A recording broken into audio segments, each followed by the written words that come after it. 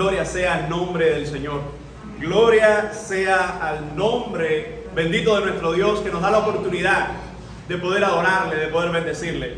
Y hemos llegado en esta mañana a el resumen final de la carta del apóstol Pablo a los filipenses. Después de 12 sermones, después de 12 secciones en las que hemos visto esta carta, hoy posiblemente nosotros en unos minutos podemos decir cuán glorioso es nuestro Dios.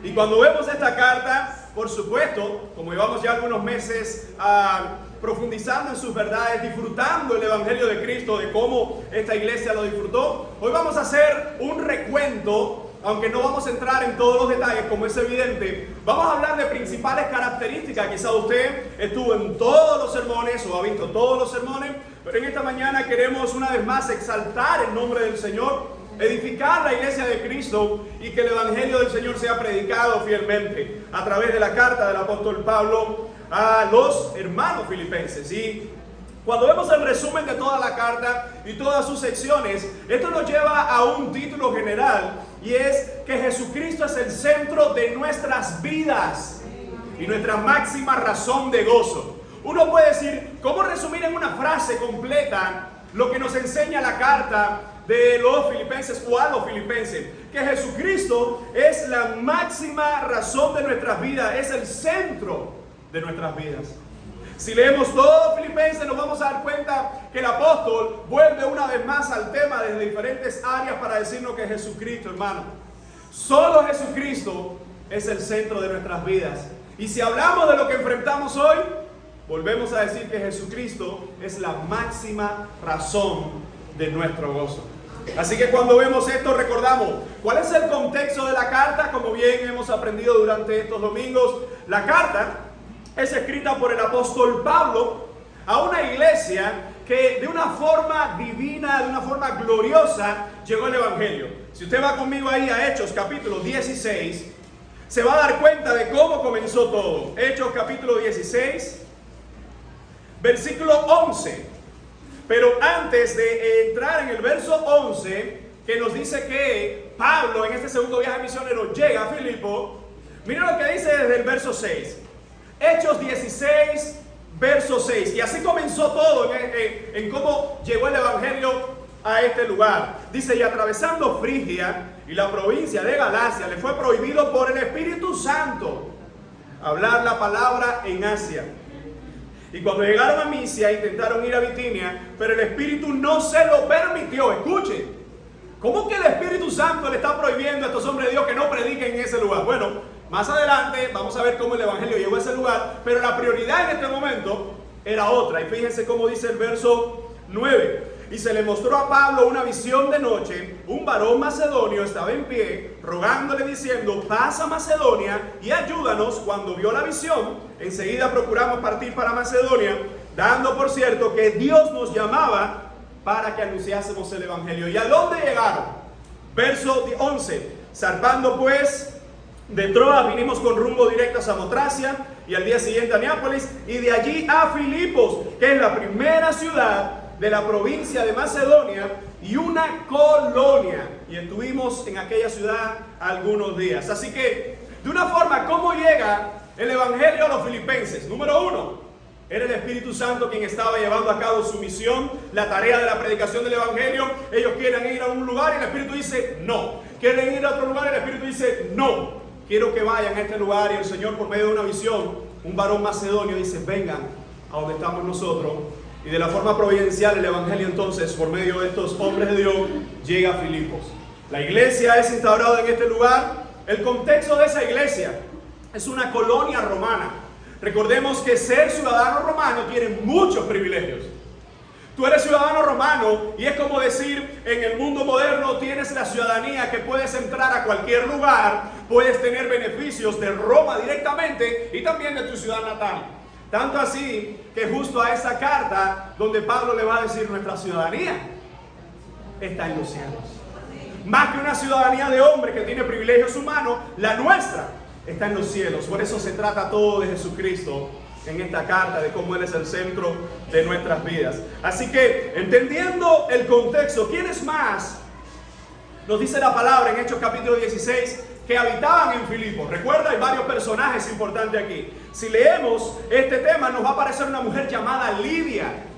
Una mujer que era muy famosa, incluso una mujer pudiente, que dice la palabra, interesantemente, en el verso 14, dice de esta manera: entonces una mujer llamada Lidia, vendedora de púrpura de la ciudad de Tiatira, que adoraba a Dios, estaba oyendo, y el Señor abrió el corazón de ella para que estuviese atenta a lo que Pablo decía. Me encanta esa frase, porque Lidia está escuchando a estos hombres de Dios, y el Señor, que puede venir a ella, convertirla y ahí mismo hacerla suya, abre su corazón y dice: escucha lo que estos mis hijos tienen que decirte. La pregunta es: ¿a nombre de quién estaban hablando estos hombres de Dios? A nombre del Señor. El Señor toca su corazón y le dice: ahora escúchalos a ellos. Y una vez más esto nos muestra, hermano, cómo Dios, pudiendo Él mismo convertir el alma directamente, cómo usa sus medios de gracia en la predicación fiel del Evangelio, y Él mismo respalda a sus hombres a través del Evangelio. Así que tenemos en Filipo a Lidia.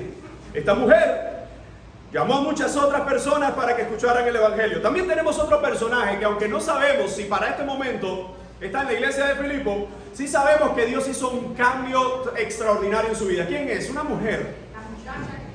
La endemoniada. El texto dice que ella tenía un espíritu de adivinación. En el griego dice que era un espíritu de pitonisa, de serpiente. En otras palabras, era una endemoniada en toda su expresión.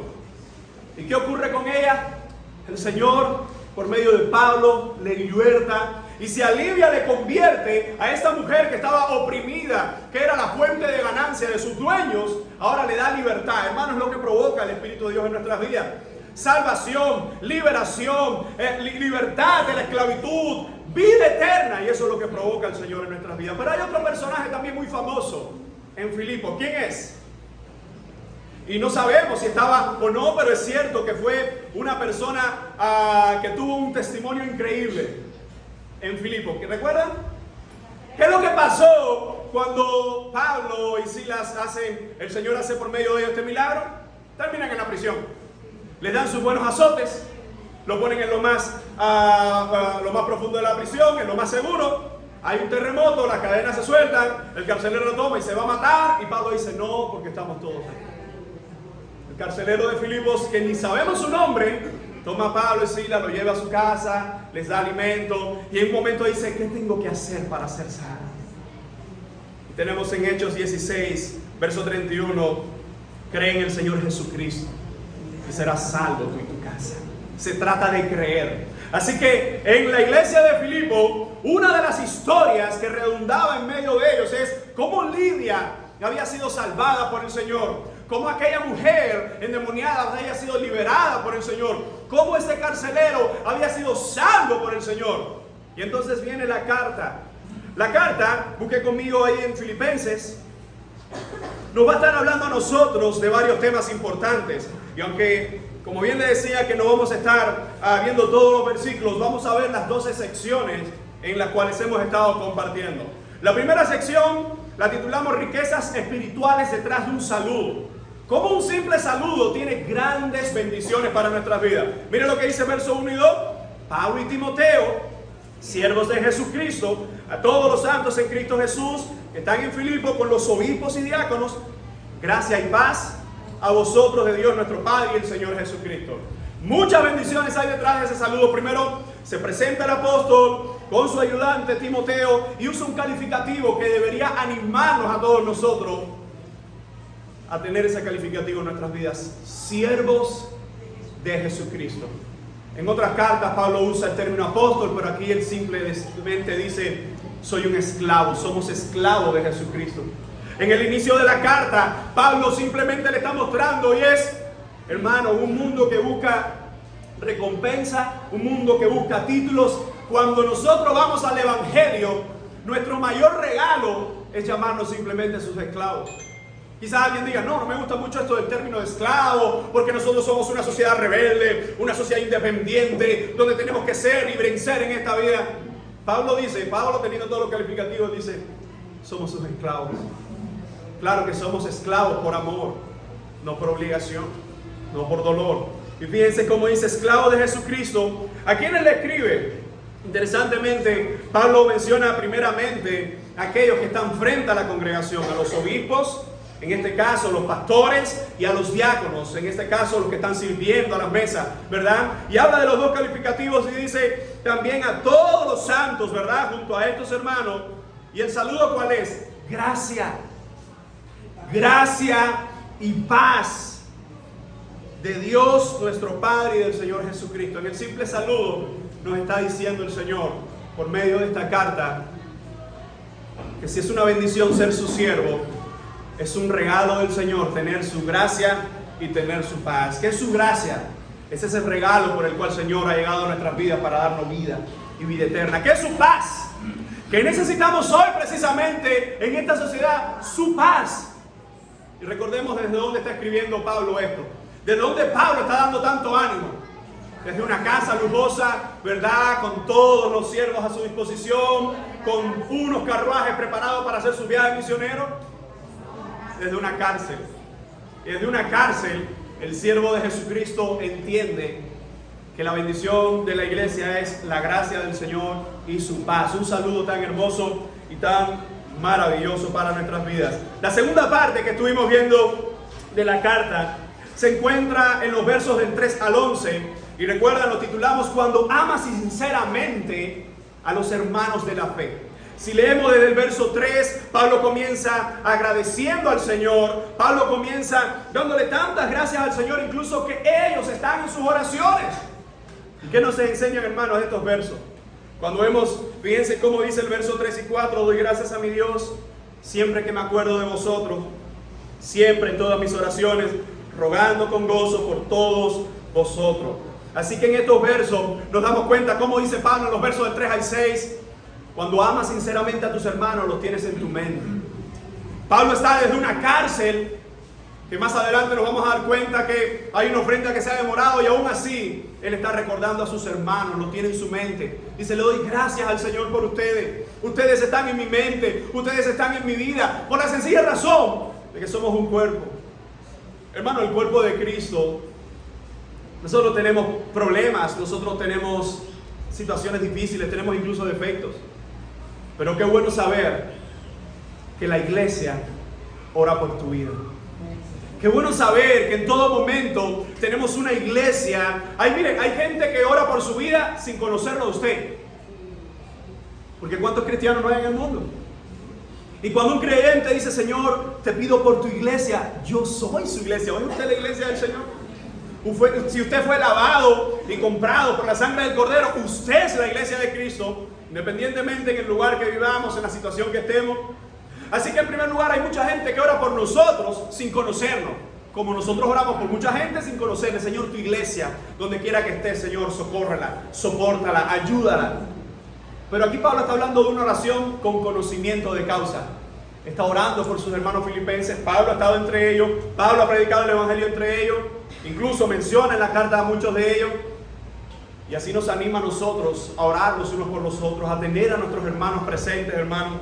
Y fíjense cómo en los versos del 7 al 8 nos dice, porque Dios me es testigo. Pablo está diciendo, esto no es cuento. Este amor es sincero y es genuino. Hermano, nosotros podemos engañar a la persona, pero a Dios, ¿quién lo puede engañar?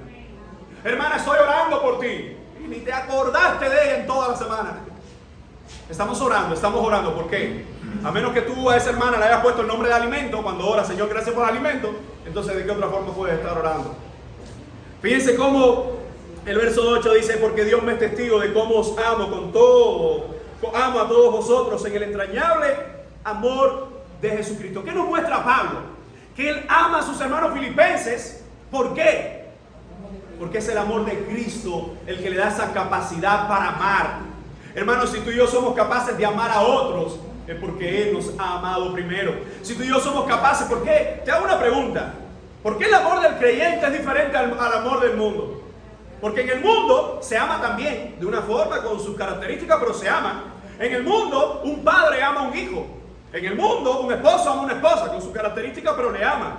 En el mundo la familia se ama, pero ¿cómo es diferente el amor de la iglesia al amor de este mundo? Por Jesucristo.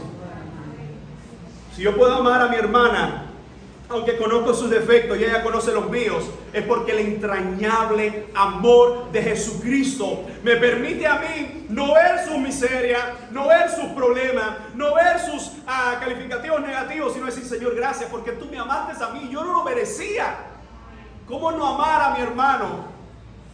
¿Cómo no amar a mi hermano cuando entendemos que si tú por amor viniste a mí, cómo yo no voy a ser receptivo y no voy a mostrar ese amor a otros? Así que Pablo en estos versos nos dice que cuando ama sinceramente a los hermanos, él usa una palabra que estuvimos recalcando, está en el verso 10, cuando dice: y esto pido en oración para que el amor abunde más y más, dice, para que aprovéis lo mejor a fin de que seáis sinceros. Por eso esta perícope o esta idea la hemos titulado Cuando amas sinceramente. Recuerda, esa palabra sincero viene del griego elecrinés. Y elecrinés es cuando algo se prueba a la luz del sol. Usamos una idea que era una idea recurrente del primer siglo, donde alguien cuando tenía ¿recuerdan? Una especie de, siempre se me olvida el nombre de eso, de cantina, no es cantina. ¿Cómo se llama? Una vasija, esa vasija de barro, la tinaja. Cuando alguien tenía esa tinaja, entonces una de las cosas que hacía era que si la tinaja era hecha en Cuba, usted sabe que no servía. Entonces esa tinaja tenía algunas grietas y muchos de los vendedores, como también eran cubanos, de ahí el rancho, le ponían cera para que decía, para que no se viera. Y decía: una tinaja sincera, una tinaja sincera. Y los demás, como no tenían más donde comprar, iban a esa tinaja, que también eran cubanos, entonces llegaban y se compraban la tinaja. El problema era que cuando la ponían al sol, el sol derretía la cera y la gente decía: ay, me estafó este cubano. ¿Qué día me estafó esta persona? Porque no es sincera, es con cera y por ende no sirve. Interesantemente, esa idea está Pablo cuando dice: yo estoy orando porque el amor entre ustedes sea sincero. Que el amor entre ustedes, la palabra elecrinés es que el amor entre ustedes sea como esa tinaja, y que cuando el sol sale no lo derrite porque no hay nada que quitar. El amor entre los creyentes, cuando más se hace patente, es cuando tu hermano está pasando por una prueba. Porque incluso este mundo, cuando muchos aquí que recuerdan estas miserias del mundo, estabas en el mundo, te pongo el ejemplo, quizás tenías una buena solvencia económica. ¿Cuánta gente tenías a tu alrededor? Quizás eras jefe en algún lugar. ¿Cuánta gente no estaba ahí? Te cambiaron de trabajo, perdiste el trabajo, pasó algo, ¿y cuántos te dieron la espalda? Porque no era gente sincera, era gente que estaba al lado tuyo, no por quién tú eras, sino por lo que tú tenías y tus beneficios. Pero hermanos, en el Evangelio, cuando nuestros hermanos pasan por prueba, justo ahí es donde debes demostrar, o donde demostramos los hijos de Dios, que somos sinceros, que somos de un amor genuino, que como Él me amó a mí, yo fallándole, yo negándole, y aún así me siguió mostrando su amor, ¿cómo no podemos o cómo no vamos a mostrar nuestro amor genuino por los hermanos? Quizás tú miras y tú dices: pero este no lo merece. Tú y yo no lo merecíamos. Pero fulana me hizo esto. Tú le has hecho mucho más a Dios. Pero es que esta otra persona, y simplemente miramos su cruz. Y muchos de los que estamos aquí posiblemente pasamos una gran parte de nuestra vida maldiciendo al Señor, negando al Señor, injuriando al Señor. Y hoy estamos aquí conquistados por su amor. Por eso es que, siendo Cristo la máxima razón de nuestra vida, el centro de nuestra vida, tenemos que mostrar ese amor a los demás, hermanos. Así que la tercera sección está en el capítulo 1, pero de los versos 12 al 30. Y fíjense, esa sección la titulamos Tiempos peligrosos, actitud de victoriosos. Y fíjense cómo esta sección está dividida en tres partes. Primero, ¿qué es lo que nos dice el verso 12 al 18? Pablo nos está animando a que nos gocemos en Cristo a pesar de la prueba. Y evidentemente gozarse no es reírse. ¿Qué es lo que es gozarse? ¿Alguien recuerda? Según esta definición que da el apóstol Pablo, fíjense cómo él dice: quiero que sepáis, hermanos, que las cosas que me han sucedido me han destruido el corazón. Ya yo no quiero hablar con nadie, no quiero saber de nadie, porque nadie me visita, porque nadie me llama, porque todos se han olvidado de mí. Qué injusta es la vida, qué mala es la iglesia. ¿Es eso lo que dice el apóstol? Dice el apóstol, las cosas que me han sucedido. Él está en una cárcel. Por predicar la palabra está en la cárcel, no por robar en la tienda. Y fíjense cómo dice, lo que me ha sucedido, todo esto ha contribuido para que el evangelio siga avanzando. De tal manera que mis prisiones, dice Pablo, se han hecho patentes en Cristo en todo el pretorio y todos los demás. Por eso la mayoría, dice, de los hermanos cobran ánimo en el Señor con mis prisiones. Se atreven mucho más a hablar la palabra sin temor. Dice Pablo que hay algunos que lo están haciendo por envidia, pero hay otros que lo hacen sinceramente. Pero los unos lo hacen por amor, los otros lo hacen por contienda. Dice Pablo que pues, que no obstante, de todas maneras, o por pretexto o por verdad, Cristo es anunciado y en esto me gozo y me gozaré aún. Miren lo que es un hombre que ha entendido que el evangelio es lo mejor que le puede pasar. Él está en una prisión, hay dos grupos de gente afuera, unos que dicen, mira cómo Pablo sigue fiel, prediquemos su palabra. Pero hay otros como dicen, mira, ahora Pablo no puede moverse por las ciudades, vamos a predicar para provocar en él celos. Pablo, ante los dos grupos dice, unos lo están haciendo mal, otros lo están haciendo bien. Cristo es anunciado y en esto me gozo, que aunque estoy preso, el evangelio sigue corriendo. Hermanos, esa es una de las ideas más hermosas del evangelio, que sin Dios, que Dios jamás nos ha necesitado y como ha puesto en nosotros por su gracia, eso es gracia. Porque no es lo mismo que Dios te necesite a ti y que cuando te llama tiene que entonces hacer esa tarea porque eres tú el que lo debes hacer. A que Dios no te necesite y aún así te llame y aún así ponga todo lo que tú y yo necesitamos para que le sirvamos y seamos útiles en sus manos. Hermanos, el evangelio se trata de las misericordias de Dios que han sido derramadas sobre nosotros y no las podemos callar. Y hay algo importante, que también a los creyentes le pasan cosas que no entendemos. Que también a los hijos de Dios le pasan cosas por servir a Dios. Fíjense cómo Pablo por predicar la palabra está preso y Pablo dice, yo me gozo en todas estas cosas porque mis prisiones se han hecho patentes, se han hecho evidentes. Y recuerda la imagen, hay algunos historiadores que creen que cada 4 horas Pablo le ponían un nuevo soldado. Si nosotros tenemos las cartas de Pablo y las leemos y decimos, Señor, gracias, porque derramas tu sabiduría por el poder de tu Espíritu Santo en las letras de este hombre. Imagínese estar 4 horas encadenado, no tienes a dónde ir, al lado del apóstol. Quizás si es uno de esos cristianos modernos encadenado, decía, ay, mira, no puedo ni escribir una carta, y mira ahora este romano hablándome de no sé qué. Al final de la carta, recuerdan, hay un saludo que mandan los creyentes de la casa del César.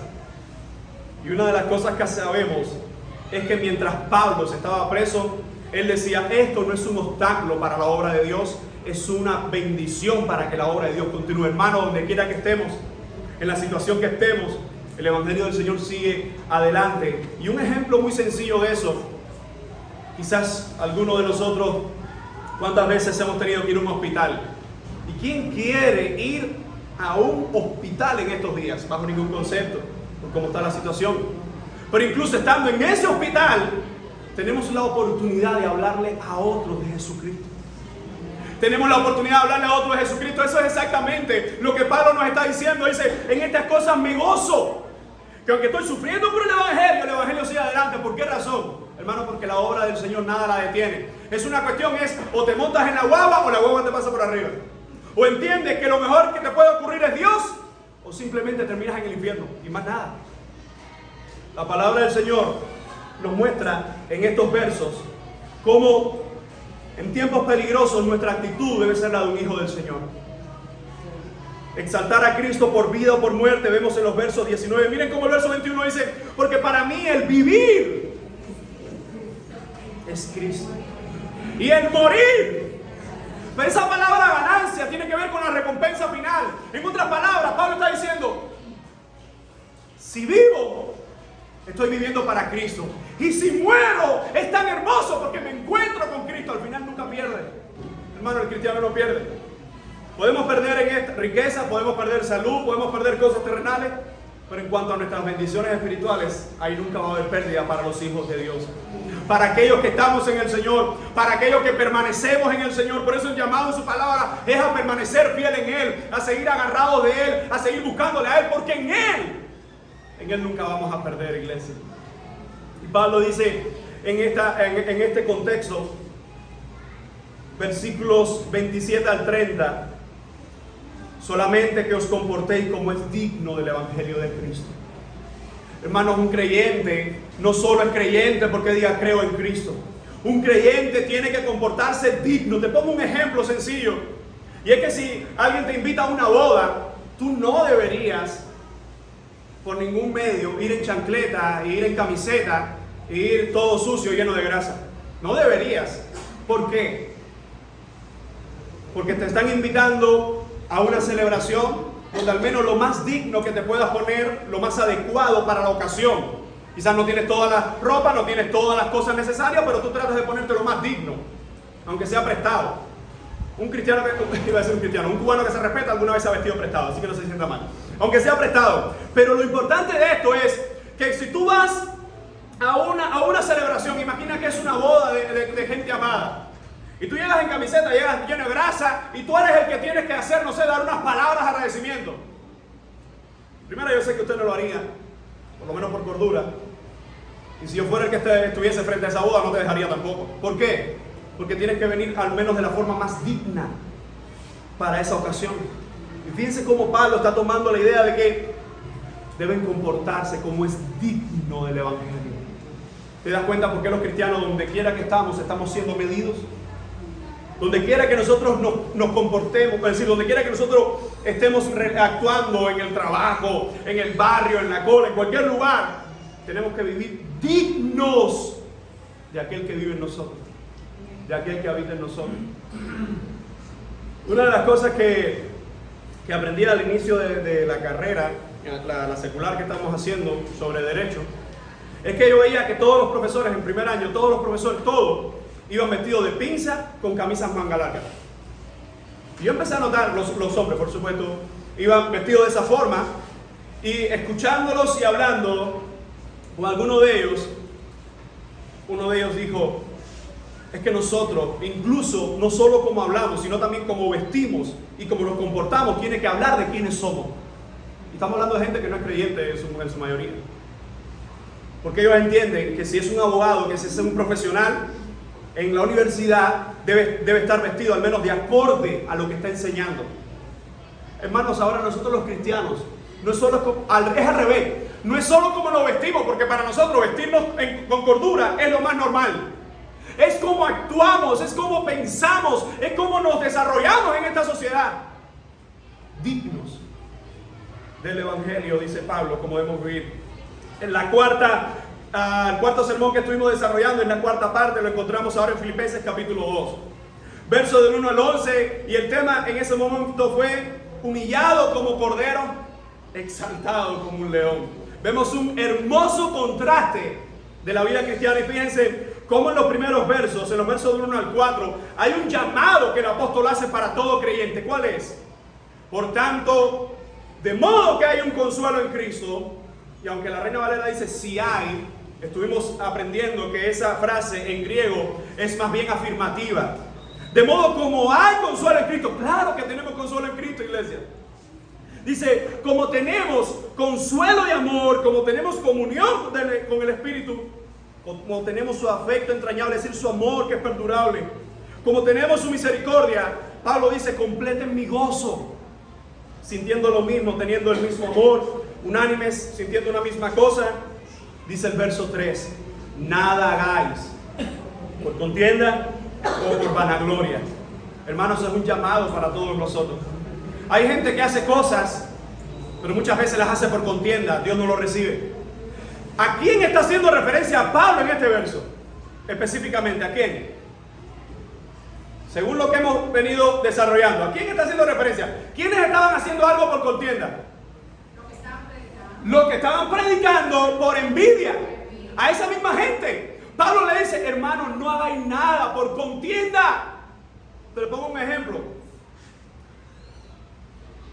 Hay veces que alguien en la iglesia le da una responsabilidad y la quiere hacer, pero la quiere hacer para que otra persona vea que él la hace mejor que ella. Hermanos, eso no lo recibe Dios. Los creyentes no hacemos cosas para competir, no hacemos cosas por contienda. O ese tipo de persona que cuando alguien está haciendo algo para el Señor, compartiendo su talento, compartiendo algo que bendice la iglesia, y dice, a mí no me gustó eso que hiciste porque eso no me llena, eso no... ¿Por qué? Porque no lo hiciste tú. No me gustó eso, ¿pero por qué? Porque tú no estuviste.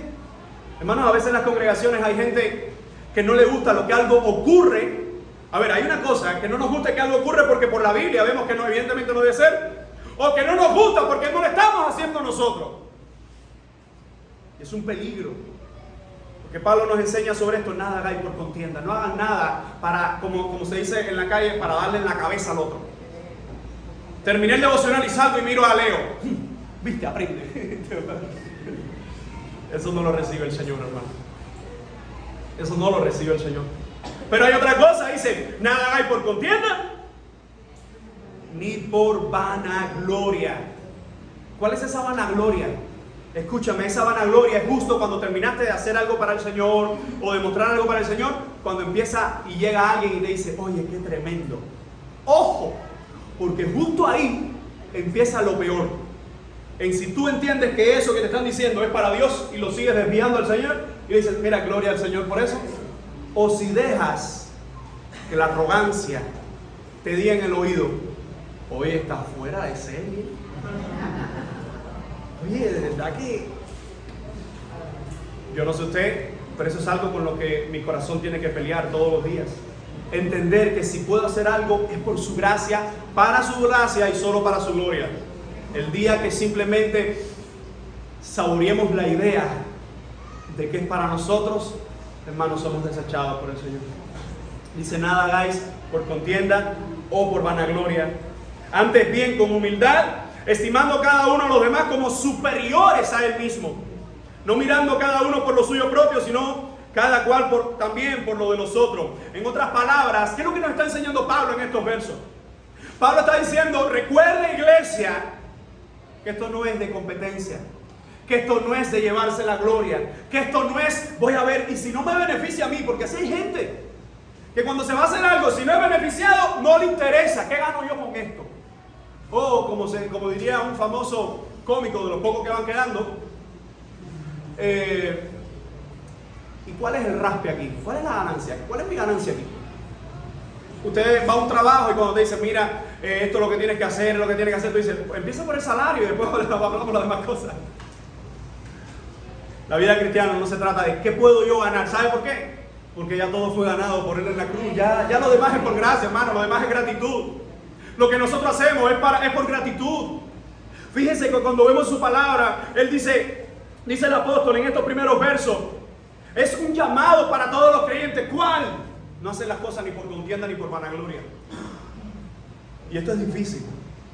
Porque cuando yo miro a una persona, quiero ponerte un ejemplo. Yo creo que ya casi todos ustedes saben mi testimonio desde que el Señor me llamó desde pequeñito. Pero imagínense, yo puedo ver a alguien y decir, bueno, este está empezando. Esto lo que lleva es un mes. Y puede venir la arrogancia a mí y decir, mira, este no tiene título, no tiene esto, no tiene lo otro, no ha corrido el Evangelio, no ha sufrido por el Evangelio.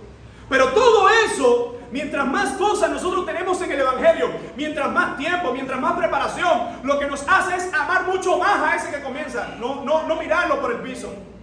No mirarlo por encima del hombre, sino tú tienes que leer mucha Biblia todavía para llegar a donde estoy yo. Hermano, eso es pecado. Y tristemente así hay gente en congregaciones. Tristemente así hay pastores. Tristemente así hay maestros de la palabra, que son más representaciones de los fariseos del primer siglo que lo que debe ser un creyente en la actualidad. Mientras más años llevamos el Evangelio, una cosa entendemos, que somos cada vez más dignos por Él, no por nosotros. Que somos cada vez más agradecidos porque entendemos que sigue siendo por su gracia. Los que están aquí y más años llevan en el Evangelio podrán decir amén. Porque mientras más años el Señor me toma en sus brazos, me muestra sus bondades, me muestra su misericordia, cuando miro hacia atrás y veo otro hermano que está comenzando, puedo decir, ¡ánimo! Porque se puede llegar. ¡Ánimo! Porque se puede mantener en pie. Porque aunque otros abandonan, aunque otros le dan la espalda a Dios, puedes permanecer agarrado de Él por su gracia. Por eso Pablo dice que nadie mira a los demás y se entienda que es mayor o mejor que ellos. De hecho, Eso es un principio que está innato a nosotros en la familia. Cuando tú miras a tus hijos y tú ves que tus hijos empiezan a lograr cosas, tú jamás sentirás envidia. ¿Por qué? Porque es tuyo, lo amas. Pero la diferencia es que en el Evangelio somos familia, estamos unidos por la sangre de Cristo, pero hay un demonio, bueno, no, un demonio no, reprende eso en el nombre de eso.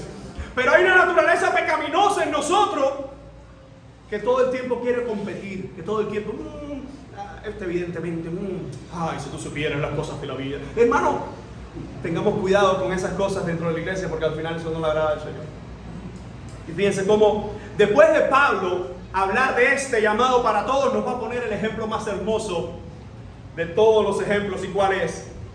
Verso 5. Haya pues en vosotros este sentir que hubo también en Cristo Jesús, el cual siendo en forma de Dios, no estimó el ser igual a Dios como una cosa que aferrarse, sino que se despojó, se autolimitó a sí mismo. Él mismo se puso límites y condiciones. ¿Cómo hizo eso el Señor? Haciéndose obediente hasta la muerte, y no cualquier muerte, no la muerte de los judíos por apedreamiento, sino la muerte que los romanos han establecido para los países que colonizan, las ciudades que colonizan, y es una muerte de cruz, una muerte miserable. El Dios que hizo los árboles, entre todas las demás cosas, ahora está en un árbol, aunque esté un poco más preparado por los hombres pecadores, entregando su vida por la creación, entregando su vida para que el pecador pueda tener vida eterna. Y fíjense cómo dice la palabra: por lo cual Dios mismo le exaltó hasta lo sumo, le dio un nombre que es sobre todo nombre, para que en el nombre de Jesús se doble ¿qué? Toda rodilla de los que están en los cielos y en la tierra, debajo de la tierra, y toda lengua confiese que Jesucristo es el Señor, para gloria a Dios Padre. Escúchame, iglesia.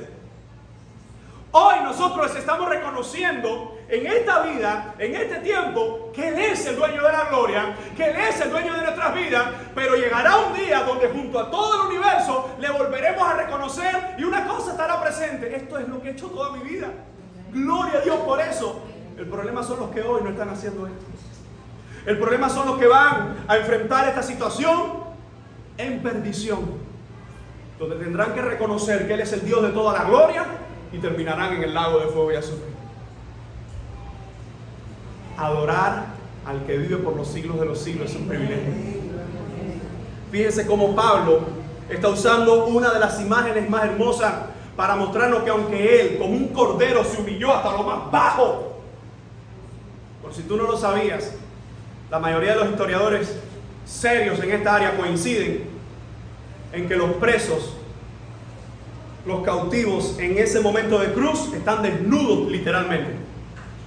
¿Por qué tú y yo vemos en las películas que le ponen una sábana? Por pudor, porque como es una película evidentemente con contenido cristiano, tratan de poner una especie de sábana.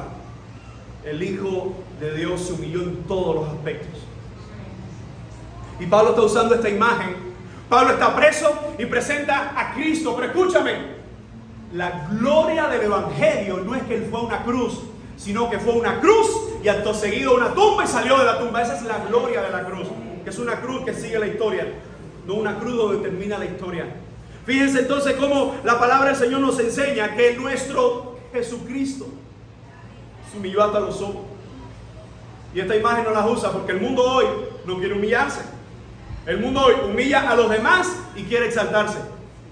El Señor del mundo se humilló Él mismo, porque nadie lo podía humillar, porque Satanás no lo podía humillar, porque los demonios no le podían destruir, no le podrán y jamás eso ocurrirá. Él mismo se autohumilló y fue una cruz. Como hombre murió, como Dios nos dio salvación. Pues el Dios no puede morir y el hombre no puede salvar, pero Jesucristo, Dios hombre, podía morir y solo Él podía salvar. Hermano, ese es nuestro Cristo. Por eso que nuestra alabanza tiene que hablar de ese Cristo vivo, de ese Cristo que reina, de ese Cristo que viene otra vez por su iglesia. Ese es el que adoramos. Por eso que nuestra vida no es tengo una actitud de campeón, no, simplemente ten la mente de Cristo. Pues teniendo la mente de Cristo, no importa la situación que estamos pasando, se puede decir: yo sé que Él viene otra vez y por su gloria, por su gracia, estaré junto a los redimidos adorándole por la eternidad. Si a ti te gustan los banquetes y las comidas, haz dos cosas. Una, invítame. Y dos, alégrate porque el mejor banquete está por llegar. El banquete del Cordero. ¿Alguien dice gloria a Dios? Hermano, todo lo que hacemos, toda la oportunidad que tenemos en esta vida de honrarle, de glorificarle, de servirle, de ver a nuestros hijos crecer, de enseñarles su palabra, todo lo que hacemos en esta vida es un pequeño ensayo comparado con esas bodas del Cordero. Y yo quiero estar en esa boda, hermano. Puede ser que yo me pierda todos los banquetes de esta vida. Puede ser que cuando ponen en el televisor, algunos no, en Varadero y no sé qué, y algunos diciendo no, hay que esforzarse, pero de ahí salen a darse sus banquetes y su cartera.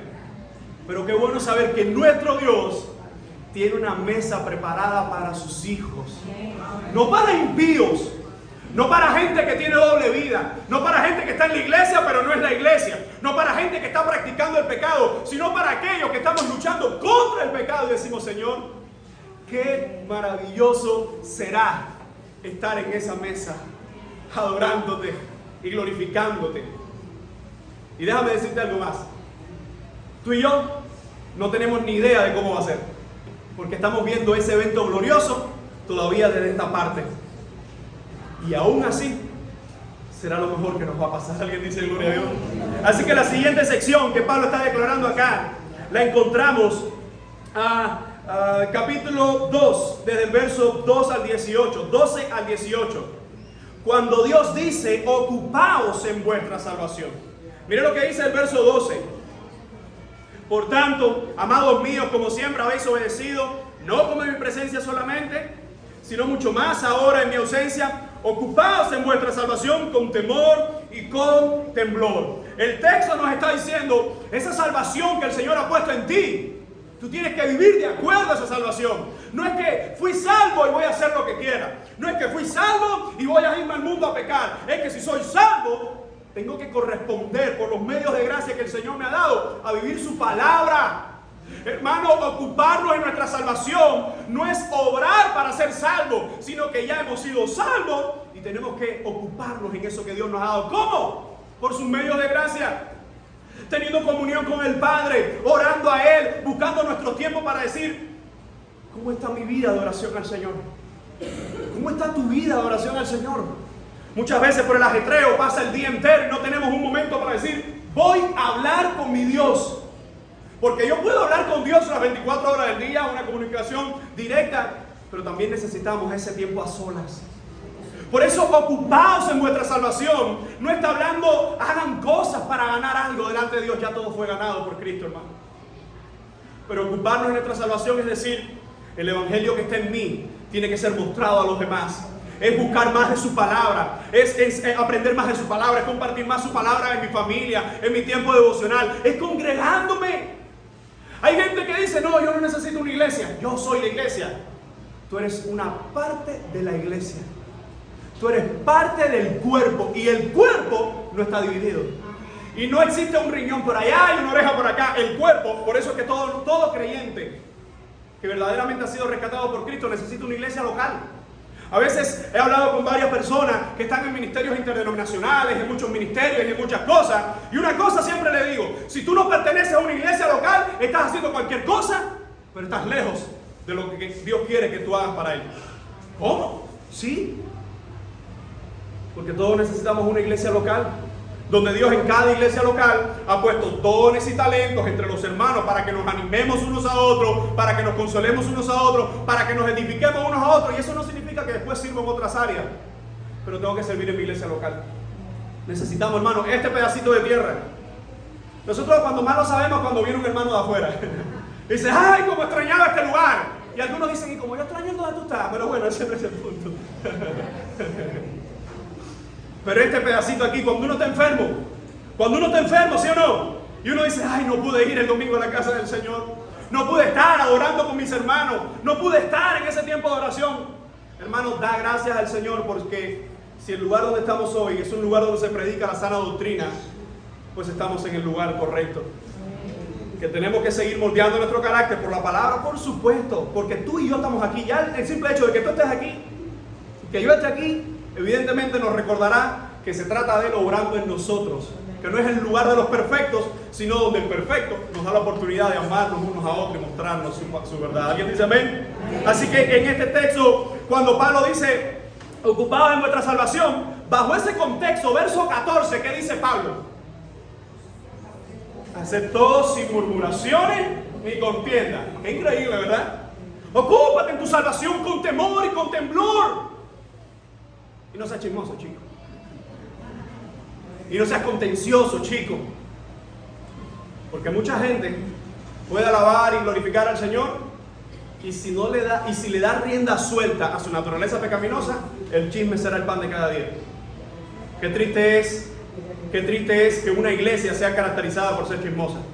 Hay una gran diferencia que en la iglesia hay alguien luchando contra el chisme, a que todos sean unos chismosos. Posiblemente eso no sea una iglesia. Y eso sea un club social engañándose entre ellos mismos a creerse que son la iglesia. La iglesia entiende, la iglesia de Cristo entiende que el chisme es pecado.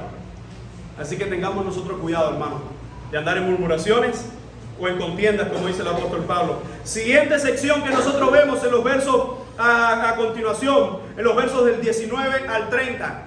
Amigos en el ministerio al estilo de Cristo. Fíjense cómo Pablo usa o habla de dos personas. ¿Quién es el primero? Verso 19 al 24. Timoteo. ¿Y qué habla Pablo de Timoteo? De su testimonio, de su amor sincero. Una vez más, la misma idea de un amor sincero, un amor genuino por los hermanos. Y algo que se podía recalcar de Timoteo es que Pablo, qué hermoso es, hermano, que alguien diga, fulano tiene un amor sincero por la iglesia. Porque un amor sincero no solo se muestra en sentimientos, no solo se muestra con una palabra, se muestra con acciones. Así que Pablo recalca el testimonio de Timoteo. ¿Y quién es el otro personaje? Epafrodito, en los versos 25 en adelante, donde dice que incluso Epafrodito se enferma sirviendo en el evangelio y cómo la iglesia se preocupa por él. Hermanos, vale la pena gastarnos en el evangelio por Jesucristo, emplear nuestra fuerza, emplear lo que tenemos de salud en el evangelio de Cristo. Siguiente sección que estuvimos viendo, y es cuando tienes a Cristo, la gloria de este mundo es basura. Miren lo que dice en el capítulo 3, verso del 1 al 11. Pablo hace un recordatorio importante. ¿Qué es lo que dice el verso 1? Por lo demás, hermanos, gozaos en el Señor.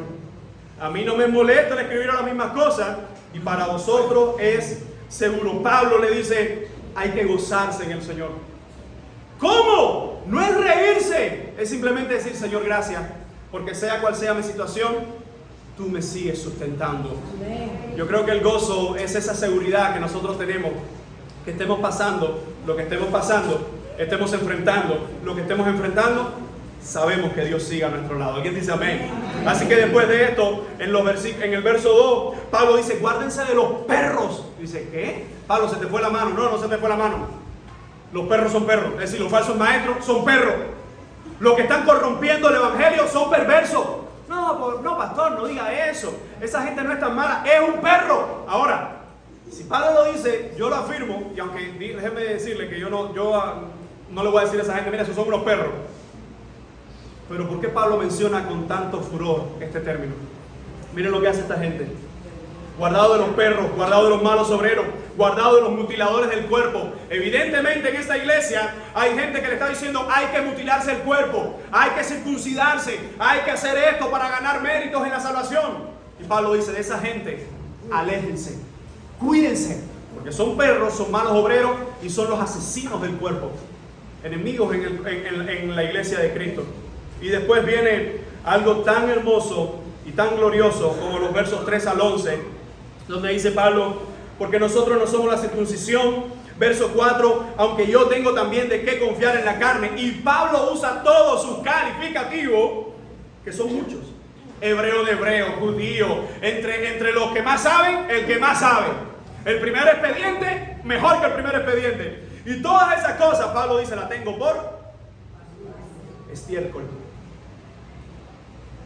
La palabra griega, ¿recuerdan? La palabra griega que se usa ahí es, la tengo por porquería.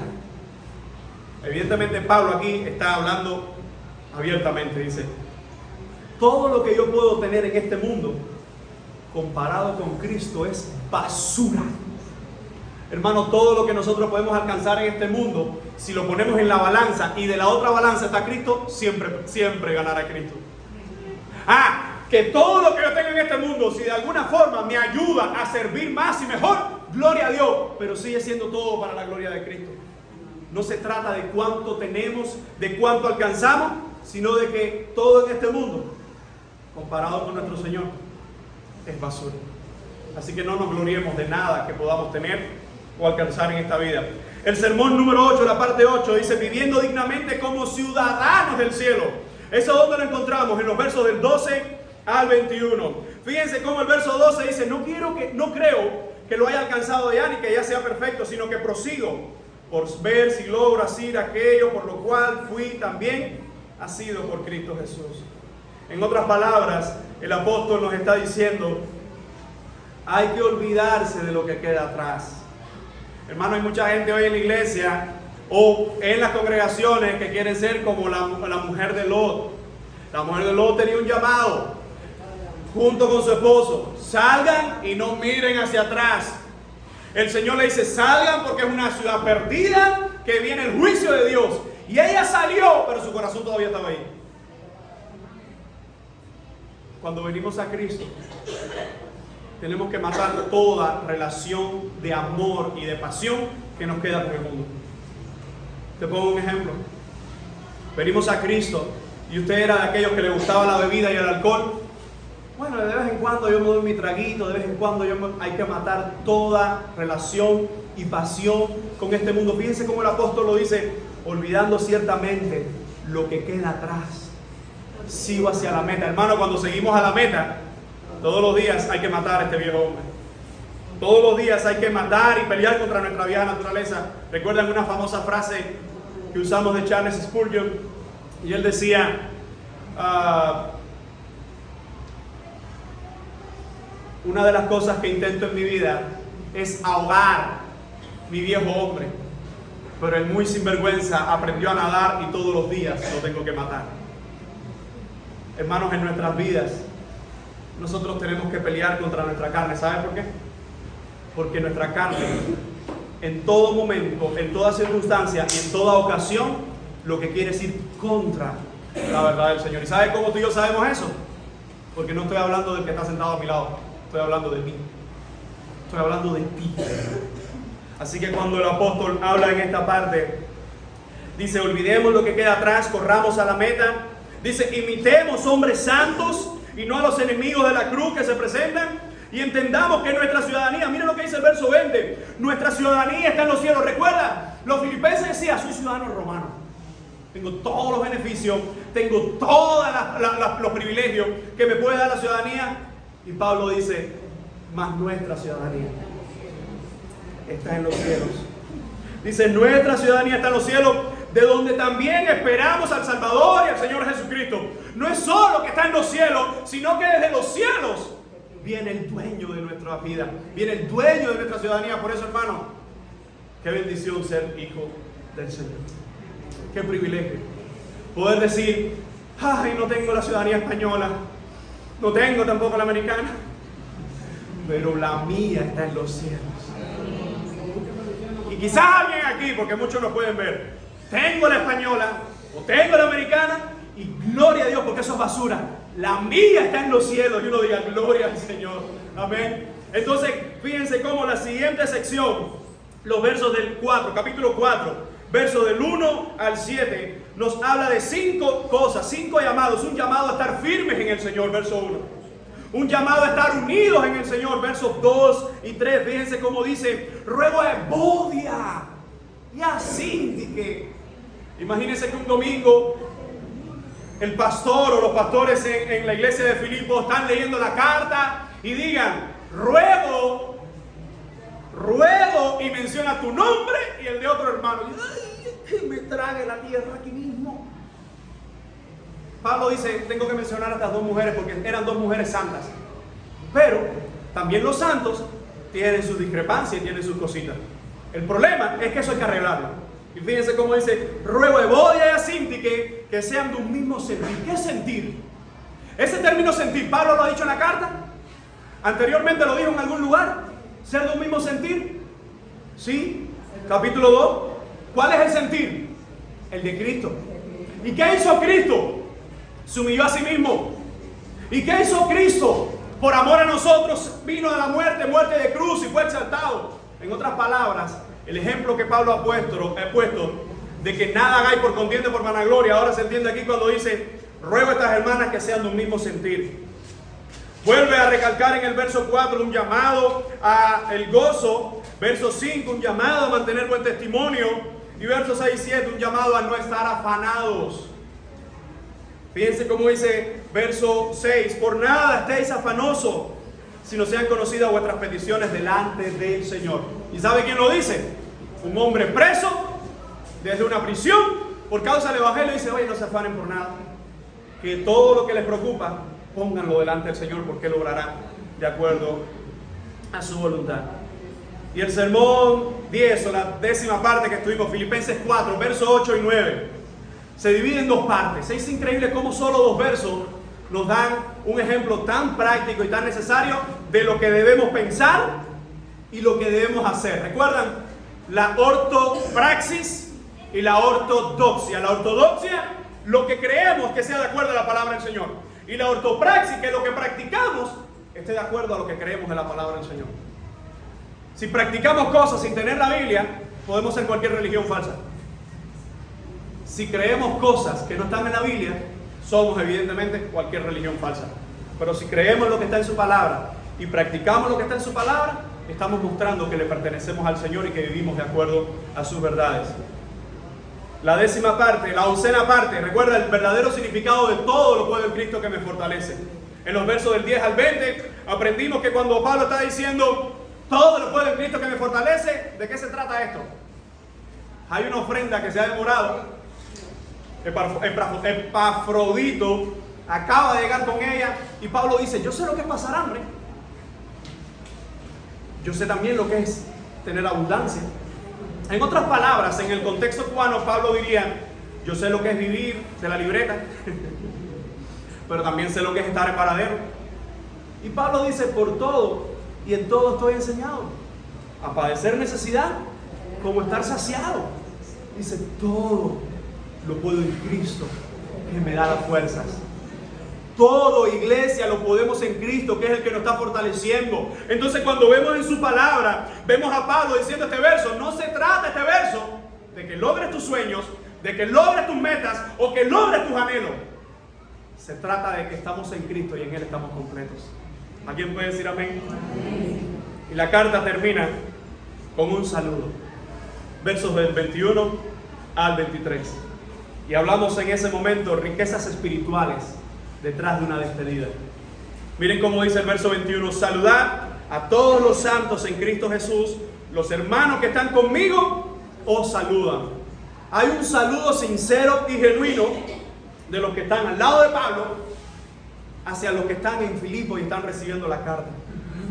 Miren cómo dice el verso 22: todos los santos saludan, y especialmente los de la casa de César. En otras palabras, este verso complementa lo que Pablo dijo anteriormente cuando él mencionaba que el evangelio seguía progresando. Las prisiones de Pablo, el evangelio predicado por medio de Pablo, sirvieron para que gente en la casa de César, en esa prisión, en ese lugar, viniera a los pies de Cristo. Que imagínense aquel primer preso que estuvo una noche con él y Pablo entra allí. No, espérate, deja, ¿y a dónde tú vas? Estamos aquí, tú no te puedes mover. Aquí estamos, aquí, ven, entra. Y después cuando venía otro, y evidentemente, hermano, la palabra predicada provocó en el corazón de mucha de esta gente que vinieran a los pies de Cristo. Y ahora desde la prisión, no fue igual. Cuando Pablo entra, quizás los romanos dicen, no, viene ahora uno que dice que el evangelio. A cuando Pablo está escribiendo la carta, dice, oye, mandale saludos míos también. Porque ellos habían venido a los pies de Cristo. Y este saludo termina diciendo el verso 23, como mismo comenzó el primero. ¿Cómo comenzó la carta?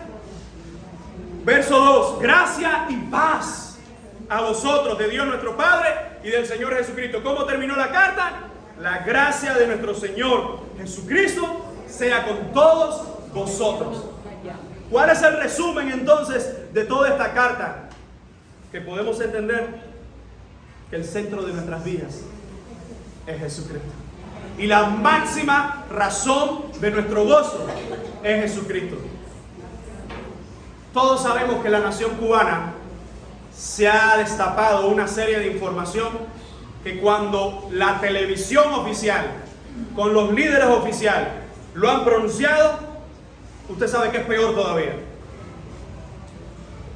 La carta del apóstol Pablo a los filipenses fue escrita hace 2000 años atrás y nos recuerda algo: que sea cual sea nuestra situación, que estemos pasando por lo que estemos pasando, no olvidemos estas dos grandes verdades. El centro de la iglesia, el centro de la iglesia, el centro de nuestras vidas, el centro de nuestras familias es Jesucristo, mi amado hermano. Aunque las noticias sean lo peor, el centro de nuestra vida es Jesucristo. Y la máxima razón de nuestro gozo no es que nos digan que nos van a traer más cosas a la tienda, no es que nos digan que la situación va a cambiar, es que nosotros entendamos que la carta de los filipenses nos dice hoy a la iglesia cubana, justo en esta temporada, justo en esta situación, que lo peor se avecina, que todavía seguimos siendo y seguimos protegidos por nuestro Señor Jesucristo. Mi gozo, yo le doy gracias al Señor por eso, porque mi gozo está en Cristo. Si estuviera en esta tierra, loco me hubiese vuelto.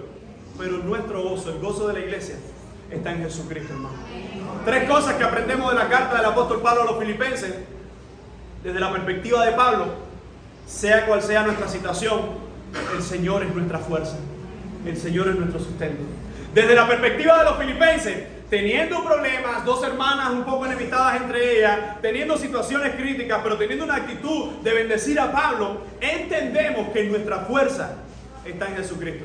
Y para la iglesia hoy, hermanos, nuestra razón de ser, la fuerza de nuestras vidas está en Cristo, y el gozo de nuestras vidas tiene el mismo nombre: Jesucristo. Les invito a hacer una oración. Señor, gracias por tu amor, gracias por tu palabra, gracias por esta maravillosa carta, gracias por tus bendiciones, gracias, Señor, por Jesucristo. Pues al final, Señor, se trata de Cristo y no de nosotros. Si estamos en pie, es por Jesucristo. Si predicamos tu palabra, es por Jesucristo. Si entendemos como Pablo que sabemos estar en la necesidad o en la abundancia, por todo y en todo estamos enseñados, es porque Jesucristo es nuestra fuerza y nuestro sustento. A ti damos gloria y a ti damos honra.